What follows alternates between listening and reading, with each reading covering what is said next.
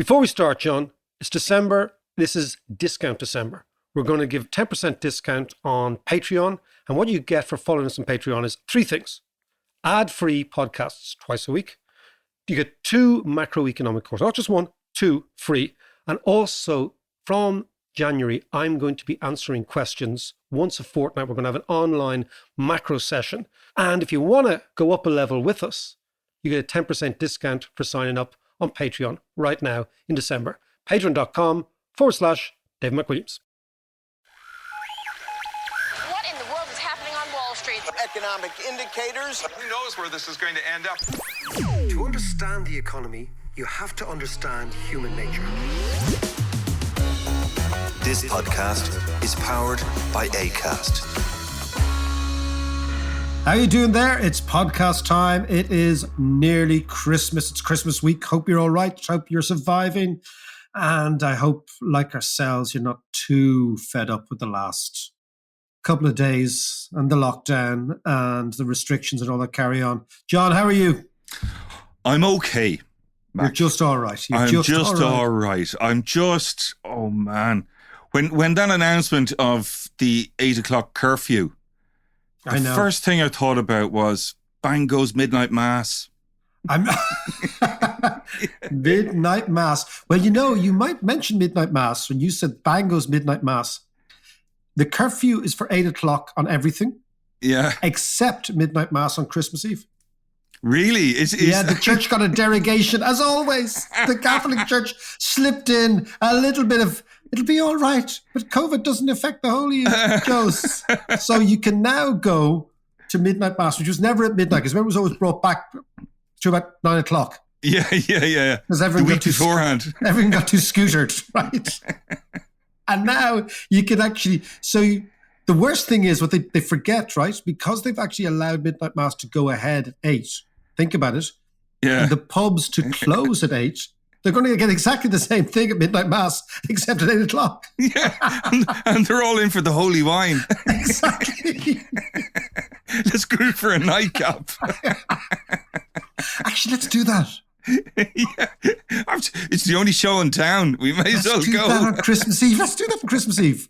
Why not? That's it. That's a date. Anyway, so all is good. I tell you, interesting. On this day, I'm going to give you some auspicious. Now that I'm looking out here behind me, on this day, 187 years ago, 1834, the very first commuter train that ever ran between Dublin and Dunleary in the world.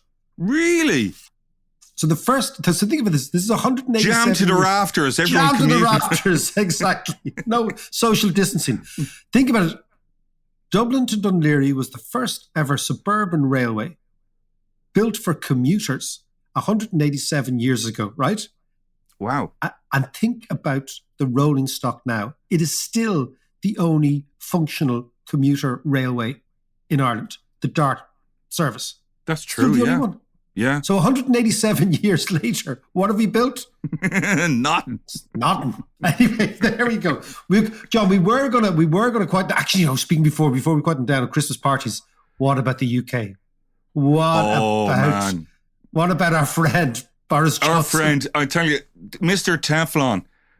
And Kev, by the way, Kev Cunningham was right last week when we had him on the podcast. He was saying that because there was the by-election in North Shropshire. Yeah. And North Shropshire have voted Conservative for the last 100 and something years. Since that commuter railway started. Exactly. There were Tories, and I'd say this part of the world was pretty Tory around then too. Very much so, yeah. Very much so. Yeah. And Kev was saying that he might lose that, and if he does, it's serious problems, and he was right. And he was right. The Lib Dems won for the first time, which is amazing. And it's interesting, I was listening to an interview with some old Tory geezer, and he was saying it's 3 strikes and it's out for Boris.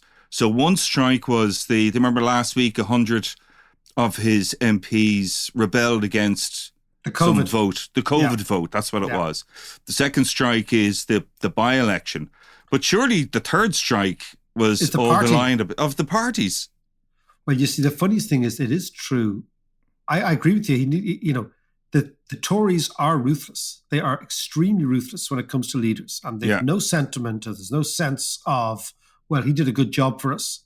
But it does look. I'll tell you what we'll do, John. We'll come back to the UK next year, in the early part of next year, and we'll do it properly. Yeah. We'll talk about the UK. But I thought we were going to kind of ease into Christmas this week. Yes, yeah. Then, I was looking forward to that as well. Yeah, no. And then we've got an incredibly important event. This happened this week. Central banks all around the world signaled that they have completely changed their tune on inflation. And this has profoundly affected financial markets, the perception of what's going to happen next year, the position of exchange rates, interest rates, all that sort of thing. So I thought we were going to wind down, but no, we have got a serious podcast to deliver this week, a serious one. And we're going to go to the States in a couple of minutes to talk to a serious individual about it. But central banks have changed their tune and said inflation now is the problem, and they're going to react against it. So can I just ask you then, you know, we spoke about inflation throughout the year, on and off. And you were saying that, don't worry about inflation, it's all fine. But now the central banks are worried about inflation. Don't worry about COVID, it'll go away. It's all fine. You're a bit of a Trump there. It'll be all fine. It'll just disappear. Well, sometimes you can be wrong, John. Sometimes you can be wrong. No, I tell you what. So I thought that what would happen was inflation would come through because the economy would actually roar, but the central banks would take the view, okay, this is going to be transitory, not to worry about it, etc. But they are worried about it. So the question is then, it doesn't matter about right and wrong. The question is, if, as Keynes once said, and this is a really slimy way to slither out of this, as Keynes once said, when he was asked, what about, what's your opinion of this now, Mr. Keynes? And he said, when the facts change, I change my mind, sir. What do you do? Yeah, that's fair enough. Well, so I tell you, my view, and still is that basically when you are faced with a pandemic and when you are faced with a lockdown and when you are faced with a closing down, the last thing you should be worried about is rising prices. What you should be worried about and should have been worried about in the last 24 months is collapsing prices, unemployment, no income, all that malarkey, right? Yeah. Then I thought to myself, once that is over, there will be a spike up of inflation because of these supply chains, but that will come out in the wash as the economy begins to respond normally. Now, the difference between what I was saying and what the central banks were saying, they're saying, hold on a second, we're not going to wait until the economy goes back to that normality. We're going to try and bear down on inflation now. The problem with this, and it is a big problem, is that the way in which, and we're going to talk to Paul McCulley in a couple of minutes, Paul, former chief economist of UBS.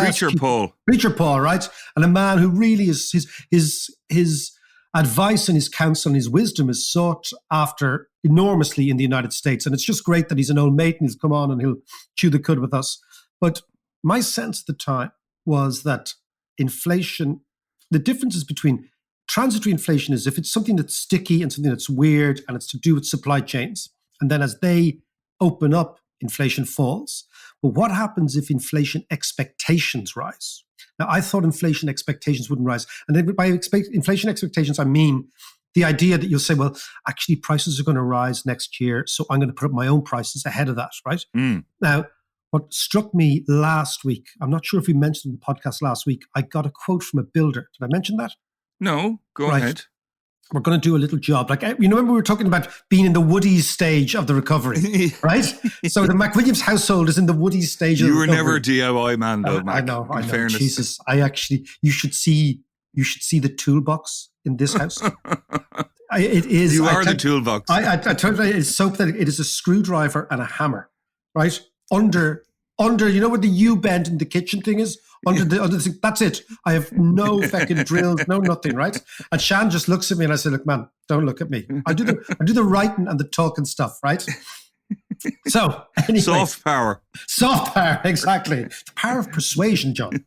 Power of persuasion, the creativity and all that. Anyway, so the long and short of it is, during the lockdown, Shan is looking at this bathroom and she's thinking, we could convert that.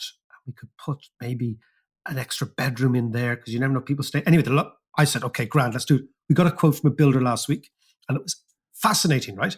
Because the builder said, like, here's the amount I think it's going to cost. We don't know for sure, we'd have to come in and have a deck around and price up everything. But he said, and it's an amazing thing, this is a builder, he said, in the current inflationary environment, and that sounds as if he's actually an economist from the IMF talking like that. Yeah. He said, when he was making the point, he said, in the current inflationary environment, I cannot be sure of what the actual price is going to be. Now, that means that on the ground, inflation expectations are bedding in. Because when you have a builder saying to you, like a subby, I can't actually give you. Now, of course, he might just see me coming and say, there's that big Egypt McWilliams, I'm going to rip him off. But I don't think it is. I wouldn't be so sure. But if he was going to do that, he wouldn't give you the warning sign before he ripped you off, right? So I don't think But he was using using your language back at you. He was deploying economist language back at me, which I thought was really, it was like you and I talking about, 4x2s and fucking bits of plywood, right? Anyway, the 4x2s, they were a band. They were a punk band. Do you remember that? I actually think the Pogues might have come out of the 4x2s. The B-52s. No, the B-52s were an American band from Athens, Georgia. The 4x2s, right, were an Irish punk band from Kilburn. And if I'm not wrong, they could have been the genesis of part of the Pogues. That's maybe a Christmas question for the podcasters. The 4x2s, who were they? Anyway, but it's named the 4x2, that piece of timber. Yeah. About. Anyway, so to come back to the builder, right? What it means is that in the building industry, they are factoring in an idea that prices may rise rapidly in the next 3 or 4 months. So all jobs they're beginning to price today, they have to think about what it's going to cost in 3 months. And that is inflation expectations. That has not happened in this country for 40 years. In most areas, has not happened at all. So, and the reason it is because for 40 years in most areas, apart from house prices, inflation expectations were zero, right? That people said, I'll give you a price this week. Nobody thought that price is going to change in 3 weeks' time or 4 weeks or 4 months' time. Whereas now, subbies are saying, I'm not so sure anymore. Now, that's the worry. So the question then is, are the central banks doing the right thing? Are they seeing this and thinking, hold on a second, we need to bear down on that? Now, then the question is, John, will a 0.25% increase in the interest rate change inflation expectations, or is that too little, right? And the reason I tell you this is the key thing for economics, the key metric on interest rates is what they call the real interest rate, which is the difference between the rate of interest and the rate of inflation. Now, at the moment in the United States, the rate of inflation is hitting 7%, 6 or 7%. Right. The rate of interest is 0 or maybe 1%, which means the real rate of interest is minus 6%. So that means that monetary conditions are unbelievably generous. That means that borrowing now in an environment of high interest rates is a total no-brainer. So the question then is, if the Americans or the European Central Bank, the last rate of inflation in Europe was 5%. Now, I think that's transitory, but it doesn't matter what I think, right? The rate of interest in Europe is close to 0. So it's 0.5%. So what you have, you've got real rates of interest of minus 5% in Europe, minus 7% in America. This is kind of unprecedented. So sorry, I'm not sure. I'm not sure if I'm following you. If the rate of interest is 5%, how do you mean it's minus 5%? Okay, so what you have, it's the rate of inflation is the rate at which prices rise. Yes. So if we think that the rate of inflation is going to be 5% this year, right? It means that and today's prices are 100 cent or 100 euros. It means that all prices next year are going to be 105 euros. That's the inflation rate. If the rate of interest is 1%, it means that the rate of interest next year is going to be 101. So the rate of price increases is 105. The rate of interest is 101. So what you would be, therefore, what you're doing is you are being paid to borrow because prices are rising much quicker than interest rates are rising. So the cost of borrowing in real terms is negative. And if the cost of borrowing in real terms is negative, it means that all sorts of assets and all sorts of speculations and all sorts of punts that you engage in are not really going to cost you anything, right? Because your wages and your prices are going to be higher than that you pay back right? So if you think about that, right? That's if wages stay in line with inflation, with this 5% which they should do, And this is what our builder is saying to me. He's saying, listen, man, my brickies and my carpenters are putting up their prices. So they're putting up their wages. So what he's saying is that it's all coming through now. So the idea is that interest rates, real interest rates, which is the rate of inflation minus the rate of interest, the nominal rate of interest, need to be positive or zero for the economy to be in equilibrium. That means that central banks have to raise interest rates faster to try and get back to equilibrium. And if that is the case, what we're seeing now from the central banks who are putting us on alert, they're saying, hold on, guys, this era of low interest rates is over. The question then is, how much could they put interest rates up? Because I'll give you another example.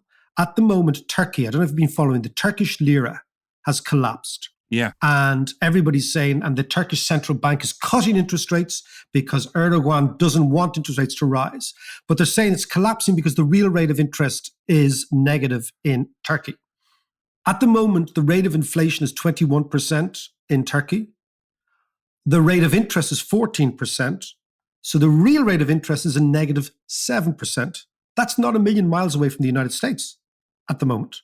And yet the Turkish lira is collapsing because there's no support. So what I'm saying is the central banks need to begin to figure out where they want real interest rates to be. As long as there's a pandemic, as long as the economies are still suffering, and we're going into another one, as we know, another iteration of this, I think real rates of interest will still be negative. But the question is, how much negative will they be? Is it going to be 5, 6, 7%, or is it going to be 2 or 3%? If it's 2 or 3%, if that's what central banks deem they need to support the real economy, then interest rates could rise quite dramatically over this next couple of years. And if that were the case, John, it would profoundly change the global economy. In what way? In a way in which I'm going to go to Paul McCulley to allow him to elucidate on how it could work, right? Because Paul understands this business. So let's go to Laguna Beach, which would be much better than, I'll tell you, be much better than stuck here, right?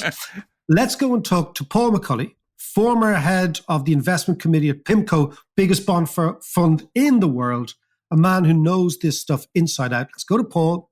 Let's talk about what all this means for central banks. It could be a little bit wonky, by the way. I'll just warn you ahead of time.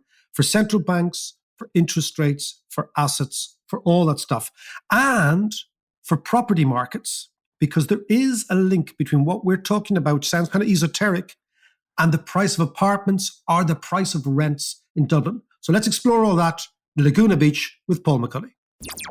While John and I are sitting here on almost the eve of Christmas, in the cold, in the dark, the middle of the afternoon, it's already dark. We are now joined by Paul McCulley in Laguna Beach, who has done that really unpleasant thing, which is to turn the camera of his laptop around and show us the Pacific Ocean. Yeah. In all its early morning splendor. Complete with palm trees. With palm trees and all this, as opposed to Christmas trees. Okay. Yeah. Paul, how are you? And tell me, how is Southern California? Good, David. Good to see you. It's really pleasant here in Southern California. It is cold by the seasons, but nothing to complain about. Okay. Damn right, there's nothing to complain about. Exactly.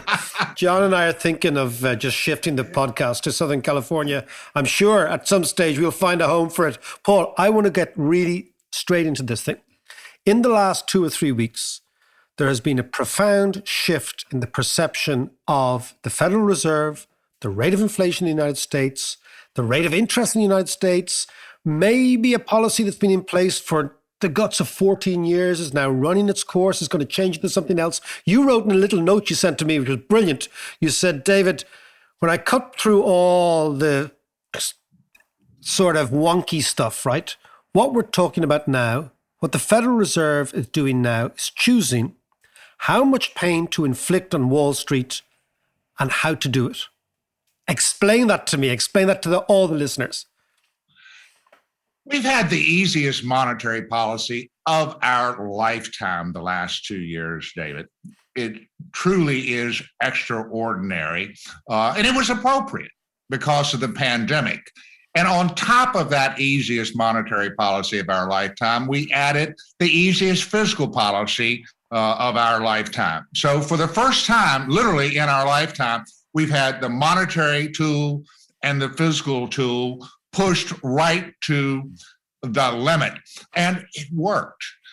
It worked in that we're having an incredible V-shaped economic recovery, which is giving us inflationary pressures. And that is a good thing. The problem is that you can have too much of a good thing. And the Fed needs to seriously pull back on the monetary throttle.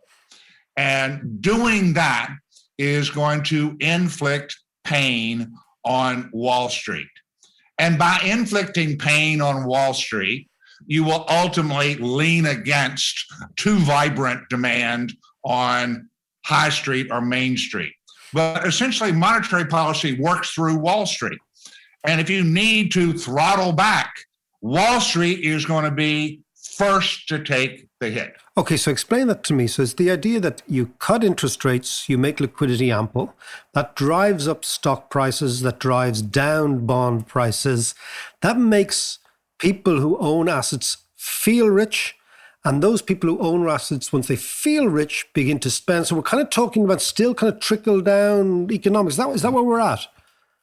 Yeah, we are. In fact, it's a very interesting way to put it, David, because monetary policy, the dirty little secret of monetary policy, it's trickle down economics, because monetary policy influences what is known as financial conditions.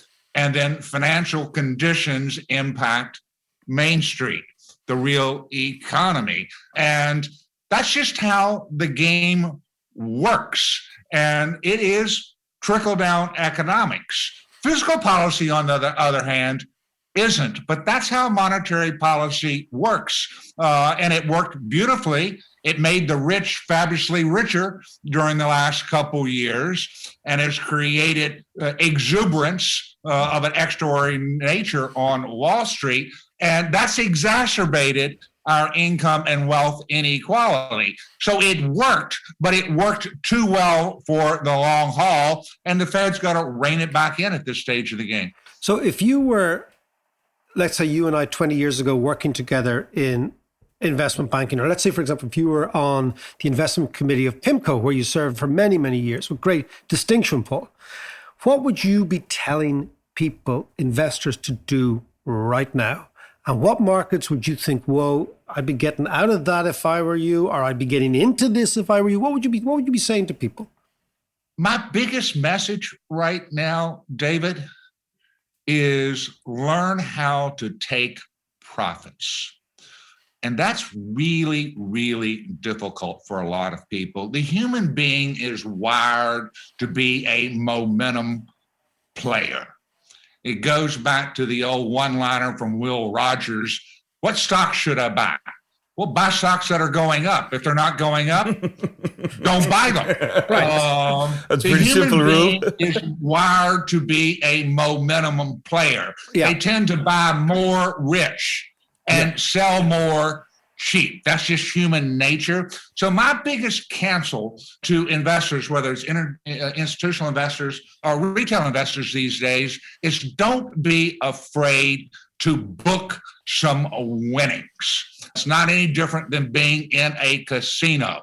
Putting a couple $100 into your sock when you're doing really, really well is not a bad idea. Good. Okay. So listen. So with that in mind, very difficult. But very difficult because it's emotionally difficult.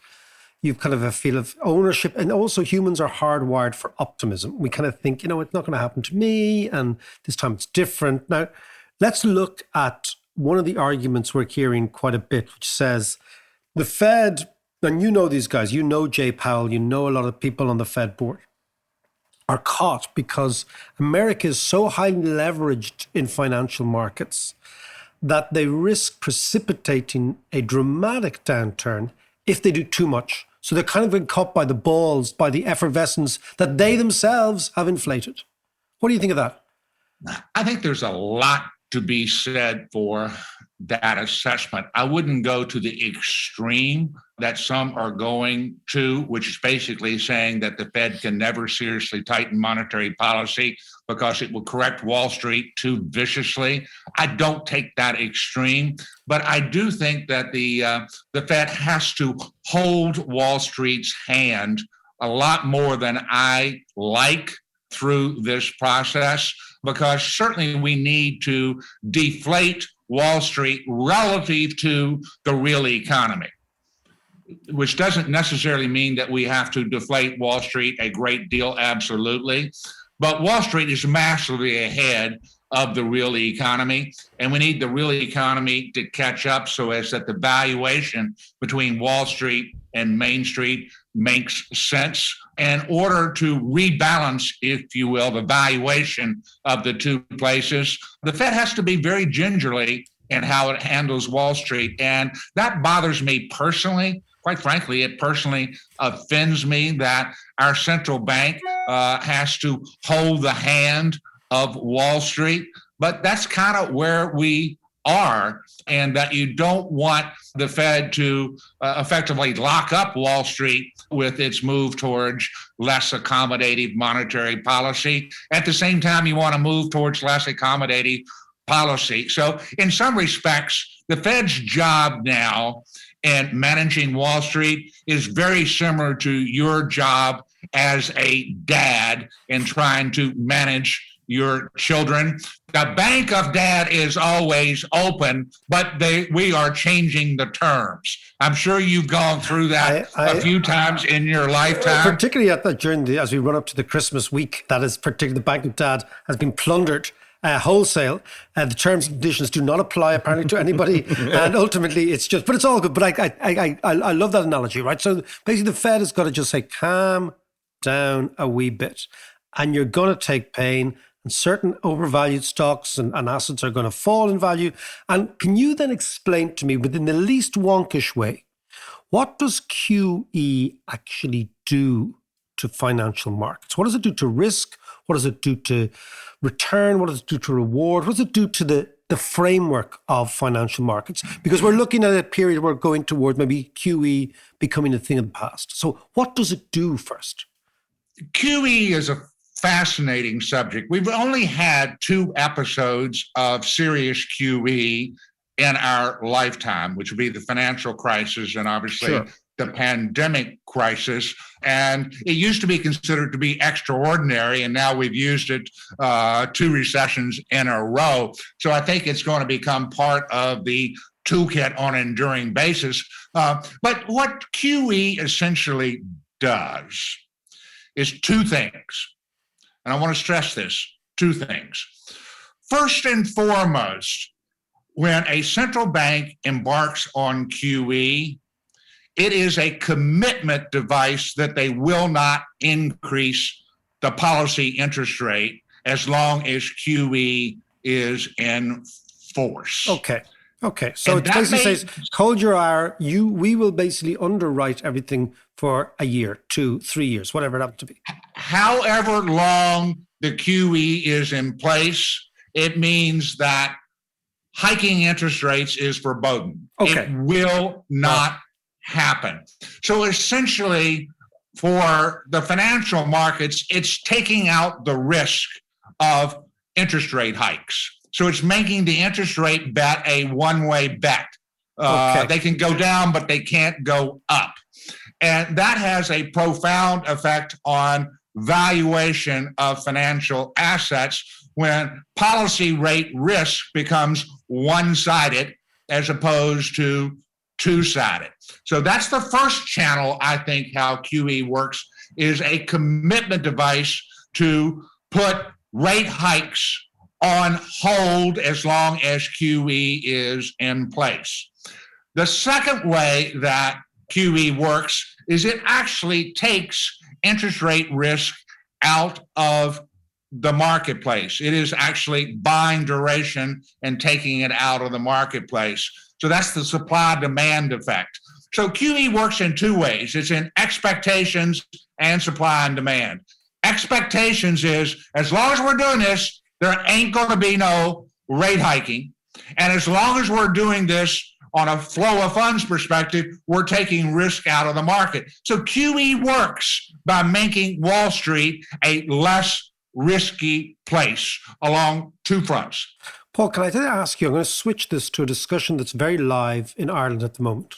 It's become ideological on one level, but it's real on another level, which is in the Irish property market in the last 24, 36 months, particularly since the pandemic, we have seen the emergence of big pension funds basically becoming builders, right? Large pension funds becoming builders, building rental properties that have a guaranteed yield of 4% or 3% or 5%. And is this also a function of QE? That basically people who were never in this building apartments game now are playing an interest rate arbitrage game, and QE has profoundly changed not just financial markets, but all sorts of markets. And in the case of Dublin, residential tenancy markets. I think you're very much onto something there. And it's not so much QE by itself, it's QE with zero rates.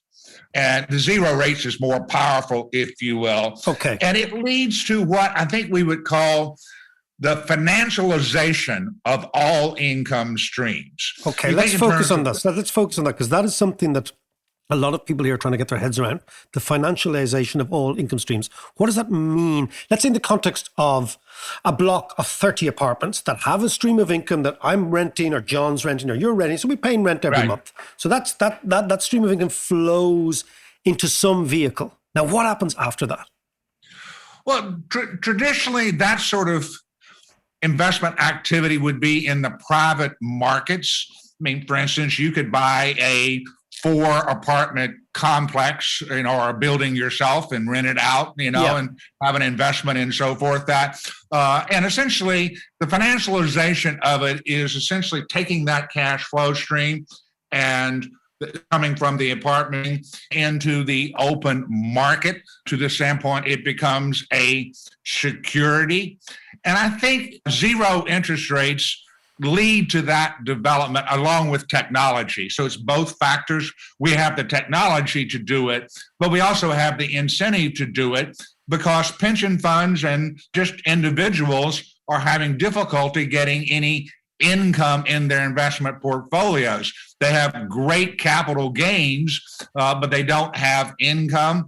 So essentially, the search for income or the search for yield or the chase for yield leads effectively to the rapid securitization of all cash flows. Because remember, that's what Wall Street is simply a security that represents the net present value of a cash flow.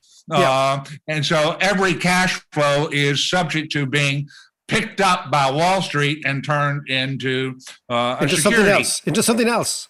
Yeah. In fact, just a couple days ago, and I haven't read the story yet, I just saw the headline. It looks like that Bruce Springsteen has sold his library of songs that he wrote to Sony for $50 million. $500 million, not 50. Was it 500? Yeah. Now, okay, let's actually explain to me and the listeners how this works. So Bruce Springsteen writes all these songs. John is a big Bruce Springsteen fan. I am. I'm not a great one, but it doesn't matter. He writes all these songs, and there's still people buying those songs, right? On Spotify now or whatever. So there's an income accruing to the boss, right? Let's start there. Then what happens? How does Sony make money on this? How do they end up owning it? Who buys it? Who sells it? Every time John hits the river on Spotify, where's the money going? Okay. And we're going to end here because this is a really nice way to end. Okay.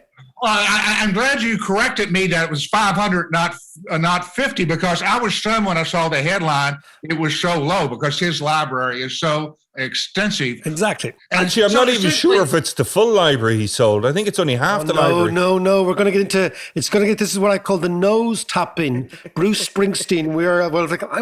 I was talking to Bruce myself. Look, let's talk about the finance. So 500 million is paid from whom to who? Okay, start out with the notion you have the songs that generate a cash flow. Yeah. That is where the action starts. There is a cash flow, which is people buying the songs. Bruce owns the songs, so heretofore the cash flow goes to Bruce. No different in some respects if he owned an apartment and rented it to you, and then your rent would come in as a cash flow, and he sits there and he owns the song or the house, and you are the source of the cash flow. So that's where the economics start. And then the issue is that someone will come to Bruce and say, that's an interesting cash flow, and we would like to buy that cash flow from you. Okay. No different than buying the dividend stream of the a apartment. company. Okay, or of the apartment. Right, okay. So effectively, an investor wants to buy the cash flow, and then the issue is what interest rate do you discount the cash flow? Or in real estate terms, we talk about capitalization rates. So essentially, it is nothing more than computing what's the net present value of that cash flow. Okay, so somebody has said present value of the future income of Bruce Springsteen's back catalogue is 500 million. How they figure that out is a combination of interest rates and obviously the robustness of the cash flow itself. Bingo. You're a good analyst, man. So then, I've done this before. So then Bruce gets his 500 million. Yep. Sony, the owner now, gets a certain amount of income every year that over, let's say, a 20-year period, they value at 500 million. But clearly in their estimation, they're getting 500 million plus something else because it's worth more to them. It's not necessarily worth more to them. It could be worth the same thing to them that it's worth to Springsteen. It's just they're in a position where they want to have an enduring asset on their that books. Just pays them. Now, why would they do that? What is their interest in paying, like, let's get it down, in paying good money today for money tomorrow? They do that every day, David. Every time they buy a bond or a stock or a commercial building or invest in a project, it's essentially putting out money for the expectation of A, a return on the money, and B, the return of the money. Right. That's just what investing is all about, and that's the business they're in. And essentially, Bruce is monetizing. So let's go back to the Dublin apartment. So the Dublin apartment is basically the bricks and mortar equivalent of the Bruce Springsteen back catalogue. So let's say the German pension fund buys all these cash flows, which are in effect people's homes, right? And then they just sit on them, or do they trade them, or what do they do? Because people are really interested here. People are not Dublin like, okay, what the fuck happens then? They may sit on them. That would be called a buy and hold investor. Yeah. Or they may trade them. And the truth of the matter is, if there's a public market, there will be both. There'll be buy and holders, but it will also be repriced every day and repriced to interest rates on that day. So therefore, they become just like the stock market. They're highly sensitive to interest rates because interest rates are the cat's meow in discounting all future cash flows. So this is where I want to get to. So I'm listening to the Dave McWilliams podcast, and I'm sitting in an apartment block in Dublin. And I'm working in the music business, so I don't get what's going on. Is it possible that my rent in the future is going to be affected by the rates of interest that we're talking about now and the Fed and whether they go raise rates or not through the mechanism of financialization? That's what I want to get to. The short answer is yes. And that the moment you turn every creator of cash flows, including an apartment, into a security, then the market value of that cash flow will fluctuate with interest rates and the fundamental price of maintaining the apartment wouldn't necessarily change whatsoever. So as interest rates are coming down, valuations are going up. That will tend to put upward pressure on rents. And that's the case here in the United States right now. It's one of our biggest sources of inflation risk moving forward, which is rents, which are about a third of the CPI.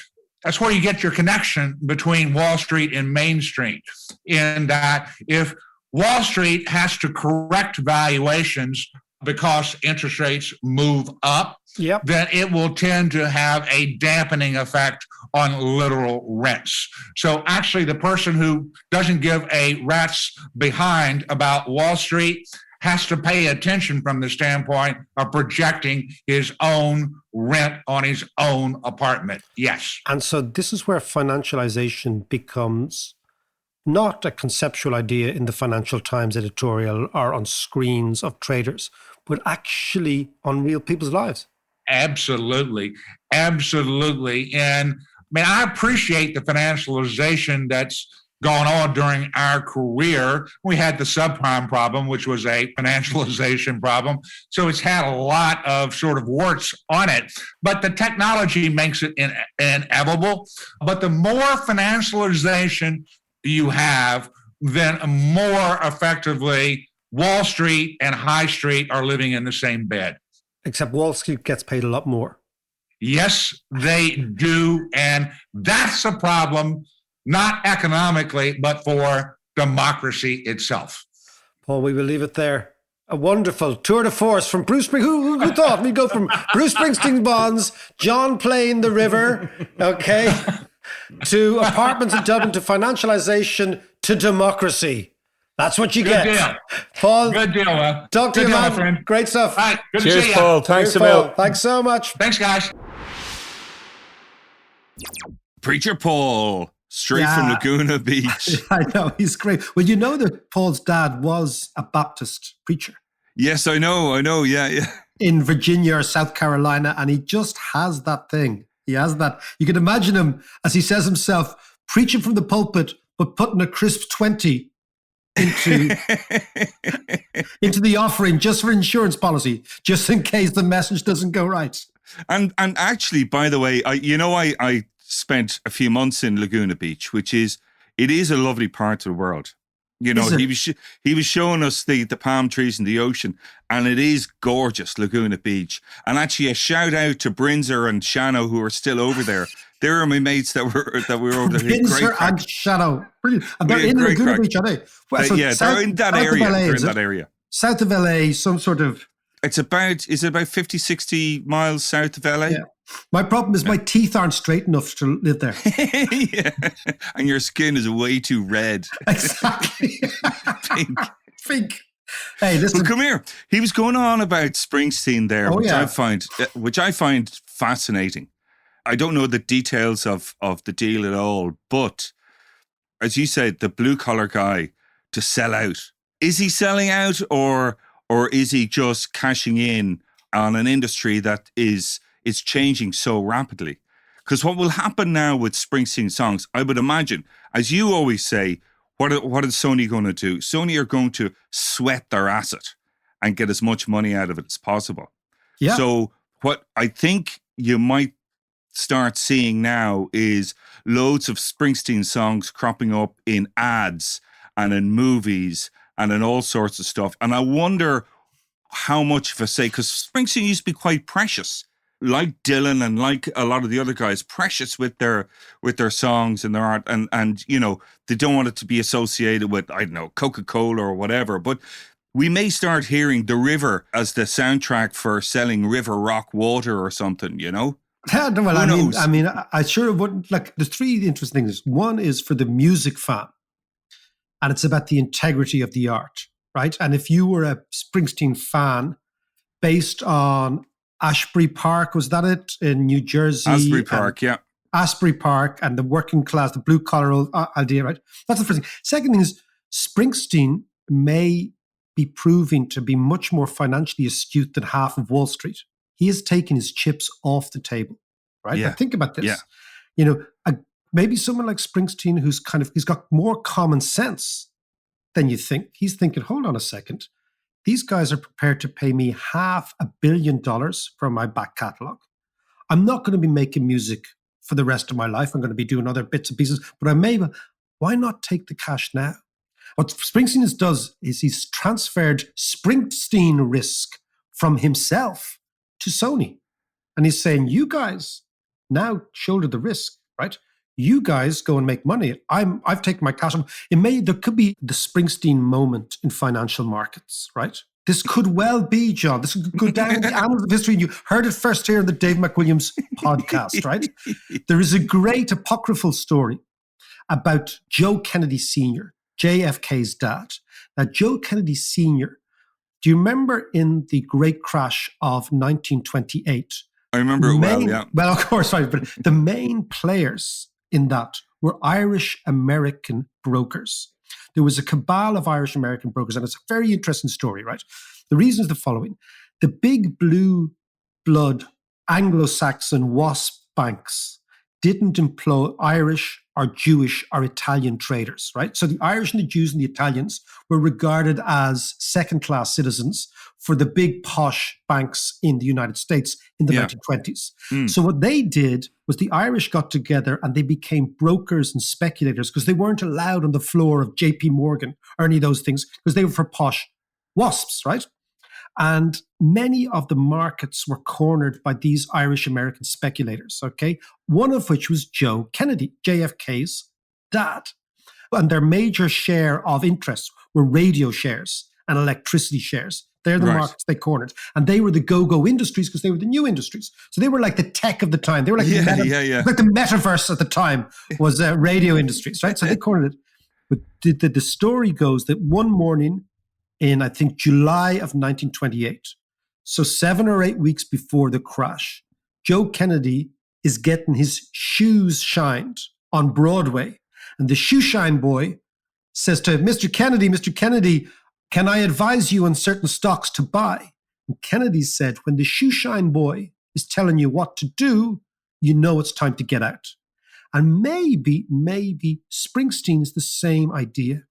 When the rock and roll guy is saying, I'm taking my chips off the table, you professionals, you can do what you want, but I'm a guitar player and I've got a sense that the value is now, that maybe the Springsteen moment is the moment of truth. And it does reflect back perfectly well onto what Paul was talking about interest rates and what we were talking about the change in the environment, that there comes a moment when common sense rather than financial alchemy should be your dominant idea. And maybe Springsteen's proving that. But Bowie did this a few years ago with the Bowie bonds. So what's the difference between the Bowie bonds and the Bruce bonds? There's very, very little difference, except for the fact that Bowie was always ahead of his time.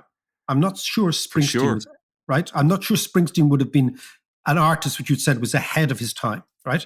If you ever see interviews with Bowie about the internet, he did an amazing interview with Jeremy Paxman. When Paxman was being a pompous prick and was basically saying, like, you're just a rock and roll guy, what do you know? And Bowie was saying, it was about 1998 or 99, he was saying, this is going to change the way music is delivered. This is going to change the way the industry works. This is going to change the major labels. This is going to democratize music. This is, all these things that came to pass. And Bowie was always an innovator.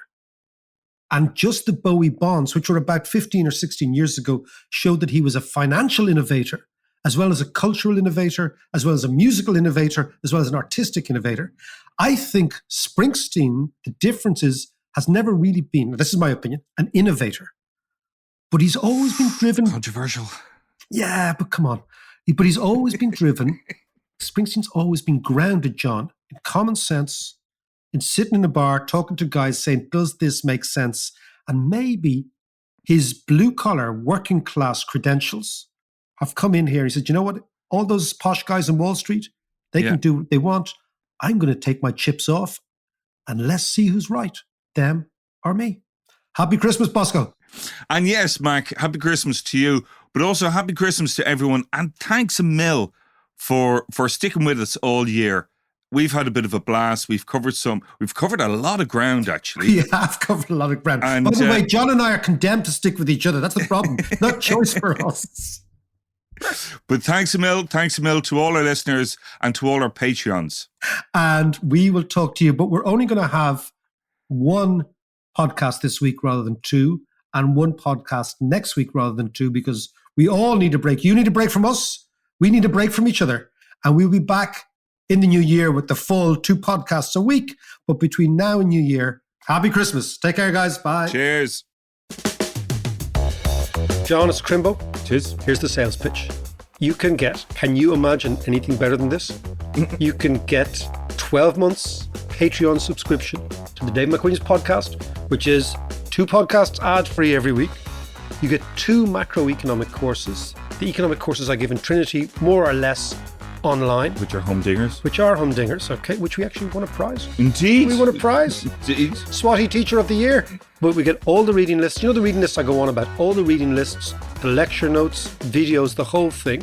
And you get these, we're going to introduce this year, an online Q&A. Once a fortnight, I'm going to answer the questions that people have. This is all on Patreon. Yeah, that's really good. Yeah, no, it will be really good, and it'll create a huge community of people. This is all on Patreon, and you get a 10% discount if you sign up in December. So that's patreon.com/Dave McWilliams. And if you sign up now to Patreon, you get 12 months for the price of 11 months for an annual subscription, or you can look at it by getting 10% off for the whole thing. And the key thing is, it's not just the podcast. It's the learning, it's the community, it's the engagement. It's all together. We're going to go up a level in 2022. Do you know what as well? It's a bloody brilliant Christmas present. You're absolutely right.